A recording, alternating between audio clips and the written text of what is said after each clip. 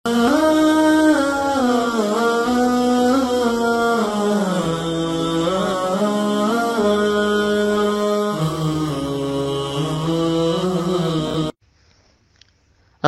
আলাইকুম ওয়া সহি দিন শিখি 4 নং গ্রুপে আব্দুল সামাদ ভাই রিয়াদ থেকে প্রশ্ন করেছেন যে চুল এবং দাড়ি এটি কি কালো রং দ্বারা পরিবর্তন করা জায়েজ আছে? অর্থাৎ কালো মেহেদি ব্যবহার করা কি জায়েজ আছে? জায়েজ নেই, এটি হারাম। রাসূল সাল্লাল্লাহু আলাইহি ওয়াসাল্লাম মক্কা বিজয়ের সময় আবু বকর রাদিয়াল্লাহু আনহুর পিতা আবু কুহাফাকে নিয়ে আসা হয়েছিল। তার চুলগুলি পাকা ছিল। তখন রাসূল সাল্লাল্লাহু আলাইহি ওয়াসাল্লাম সাহাবাদেরকে নির্দেশ দিলেন, গায়্যিরু হাযা বিশাইইন ওয়াজতানিবুস সাওয়াদ, তোমরা পরিবর্তন করে আনো এই ব্যক্তিকে, অর্থাৎ এই ব্যক্তির চুল এবং দাড়ি এটি অন্য রং দিয়ে রঙায়ে আনো, তবে তোমরা কালো রং ব্যতীত। সহিহ মুসলিম 2102 নম্বর হাদিস। সুতরাং এই হাদিস থেকে বোঝা যায় কালো রং দিয়ে খিজাব লাগানো জায়েজ নেই।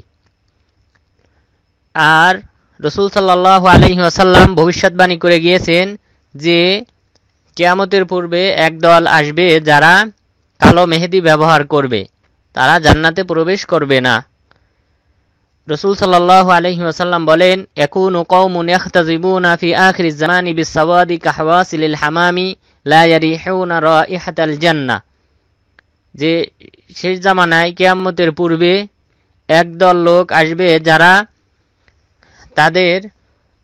তারা খিজাব লাগাবে কালো মেহেদি দ্বারা, যেমন কাহওয়াসিলিল হামামি, হামাম মানে কবুতর, কবুতরের বুকের অংশ যেমন কালো থাকে অনুরূপ কালো রং দ্বারা তারা তাদের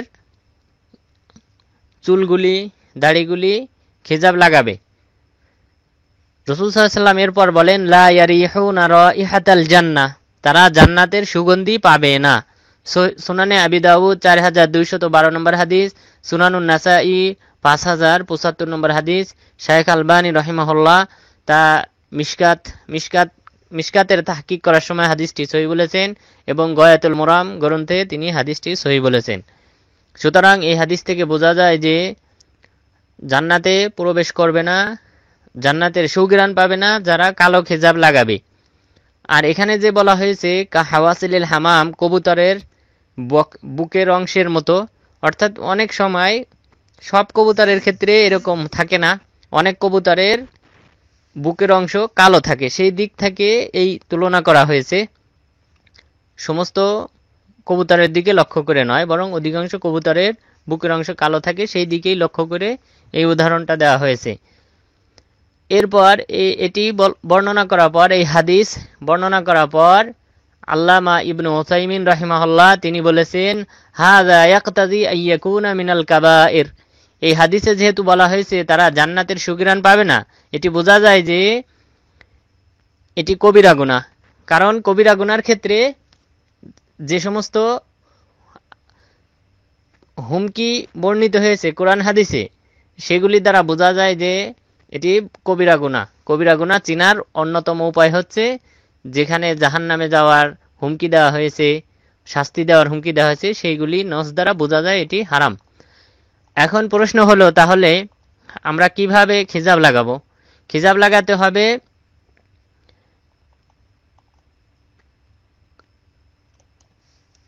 এটি মেহেদি দ্বারা, মেহেদি অর্থাৎ লাল রং অথবা সুফরা হলুদ রং, এই দুটি রং দিয়ে খিজাব লাগাতে হবে। কারণ এ ব্যাপারে অনেক হাদিস আসছে এবং সাহাবাদের আমল আসছে যে তারা খিজাব লাগিয়েছেন এইভাবে।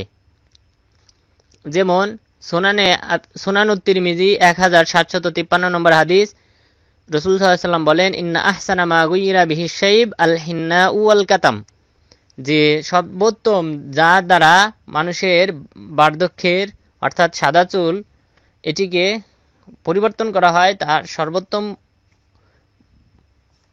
পন্থা হচ্ছে আল হিন্না ও আল কাতাম। হিন্না বলা হয় মেহেদি ওয়াল কাতাম, কাতামটা একটু কালো কালো জাতীয়, তবে শেখ উসাইমিন রাহিমাহুল্লাহ তিনি বলেছেন যে কাতাম এটার সাথে মিলাতে হবে, সুফরা হলুদ রং মিলাইতে হবে, তাহলে এই দুইটি রং একটু লাল এবং কালো এর মাঝামাঝি রং হবে এবং এই রংটা ব্যবহার করা যাবে। সুতরাং এই দুইটি আর হলুদ রঙের মাধ্যমেও খিজাব লাগানো জায়েজ আছে। এগুলি সহিহ হাদিস দ্বারা প্রমাণিত এবং খিজাব যে সাহাবাগণ লাগিয়েছিলেন মেহেদি দ্বারা, এ ব্যাপারে সহিহ বুখারী 3920 নম্বর হাদিস, সহিহ মুসলিম 2341 নম্বর হাদিস, ঠিক তেমনি ভাবে সহিহ মুসলিম ইবনে ওমর রাদিয়াল্লাহু আনহু করেছিলেন, ওমর রাদিয়াল্লাহু আনহু করেছিলেন, আবু বকর রাদিয়াল্লাহু আনহু করেছিলেন, সহিহ মুসলিম 2341 নম্বর হাদিস। ধন্যবাদ।